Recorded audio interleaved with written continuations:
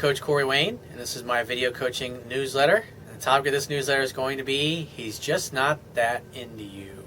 I've got an email here from a woman who met a guy and went out with him, and things have kind of gone a little cold, and she wants to know what I think of the situation. So she says, "Hi, Coach. I attended a fundraising event about 3 weeks ago where I saw a guy who caught my eye. He approached the circle of women I was talking to, and we had a very brief exchange. And he said, 'Oh, cool, you speak French, Spanish, Hebrew, etc.' And she says, I gave him a flirty smile and went on about my conversation. On the way out, I said goodbye to the hostess, and he took my hand and said that he thought that I should meet his boy." I assume that's his child, his son. I'm not going to say the name here. And so she says, to which I was a bit confused and slightly disappointed. He looked at me and smiled, and he says, "That's my son. And then he said some other flirty comment that I couldn't recall.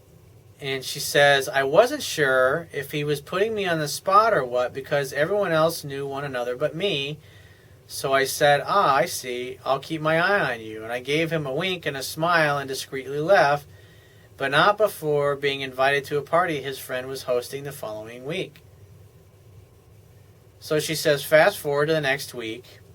She says, "I hadn't RSVP'd to the party, although I had every intention of attending. So around 6 o'clock, I get an email from him. It says, 'Hey, we met at the fundraiser last week. I'd like to practice my French or grab dinner. Call me.' She says, I didn't reply. Turns out he had sought out my contact info. Later that evening, about half an hour after arriving at the party, he shows up, not in costume, and she says it was a Halloween party. So he was that guy. He's the guy that shows up to the Halloween party without a costume. I'm kind of like that, too. Halloween, I don't really give a shit about. I'll put the minimum amount of effort into when I go to a costume party for Halloween. He says his friend who gave him my email brought him over, and we spent the entire party talking. We moved to a quieter floor and chatted for at least 3 hours. He even helped me take care of a minor situation. I found out later that he paid $400 to do it. It's like, holy shit. It's like, what is that guy? You need to send that guy to my website. I need to talk to him. He's like, what's he doing? He's like, he made sure that I saw that he had a Platinum American Express, so I know he was trying to impress me. Before the end of the night, he said twice, so you didn't reply to my email.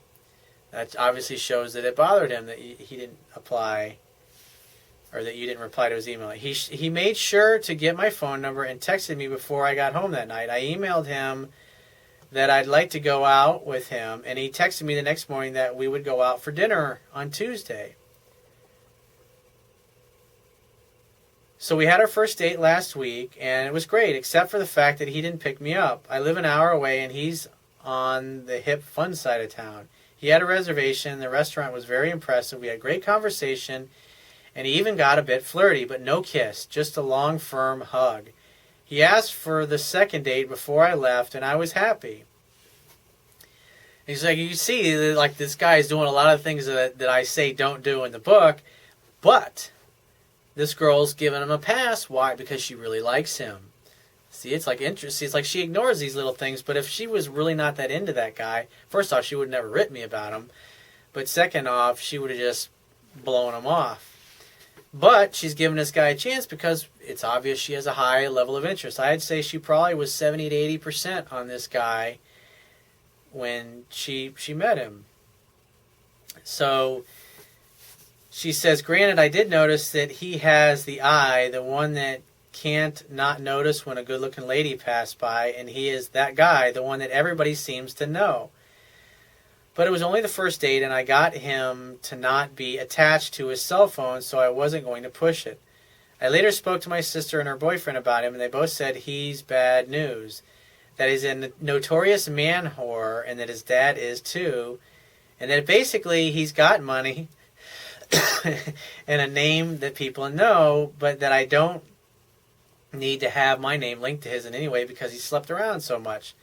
Fast forward to today, the day before our second date, he calls me that he has some business to tend to out of town, and he asked to reschedule for this coming Thursday.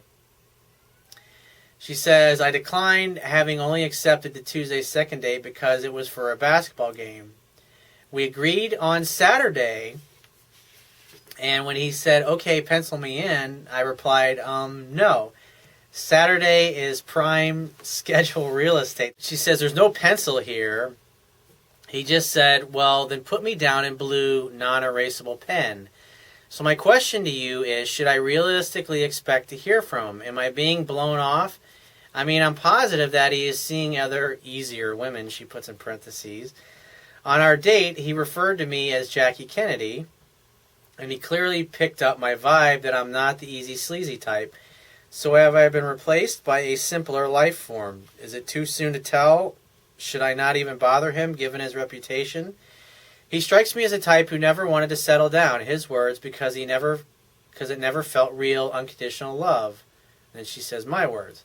But now he has a son, and I think he's rethinking all of that. Granted, I'm no fool, and I know that you can't turn a hoe into a housewife or a husband, so how do you advise I proceed? So she says here,